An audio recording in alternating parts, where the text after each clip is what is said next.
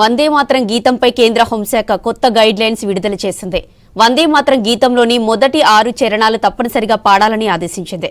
ఇక నుంచి అన్ని సర్కార్ కార్యక్రమాలు, ప్రభుత్వ అవార్డుల ఫంక్షన్స్, రాష్ట్రపతి పాల్గొన్న ప్రతి కార్యక్రమం, అన్ని స్కూళ్లలో ఒరిజినల్ వందే మాతర గీతం నుంచి తొలగించిన చివరి 4 చరణాలను కూడా కలిపి ప్లే చేయాలని తెలిపింది.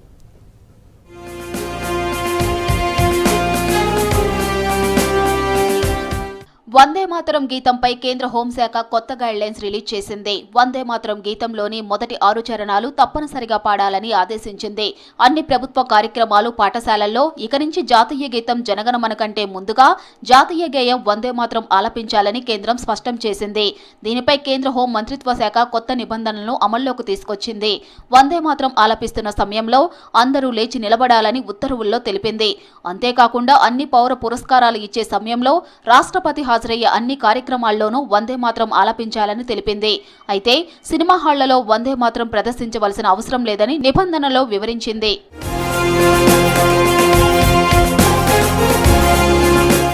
బంకించంద్ర చటర్జీ ముందుగా 1875లో వందే మాతరాన్ని రచించారు. ఆ తర్వాత తన ఆనందమఠ్ నవలలో దీన్ని భాగం చేశారు. ప్రస్తుతం కేంద్ర ప్రభుత్వం వందే మాతరం 150వ వార్షికోత్సవాలను నిర్వహిస్తోంది. ఈ సమయంలో తాజా ఉత్తర్వులు వచ్చాయి.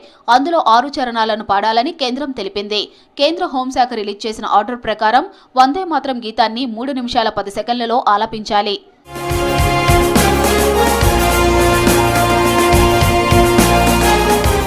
కొత్త రూల్స్ ప్రకారం వందే మాతరం ఆలపిస్తున్న సమయంలో అందరూ లేచి నిలబడాలి. జాతీయ గీతం, గేయం పాడుతూ ఉండగా అంతరాయం కలిగించే వారిపై చట్టపరమైన చర్యలు తీసుకోనున్నారు. కొత్త నిబంధనల కింద బాధ్యులకు గరిష్టంగా 3 ఏళ్ల జైలు శిక్ష విధించనున్నారు.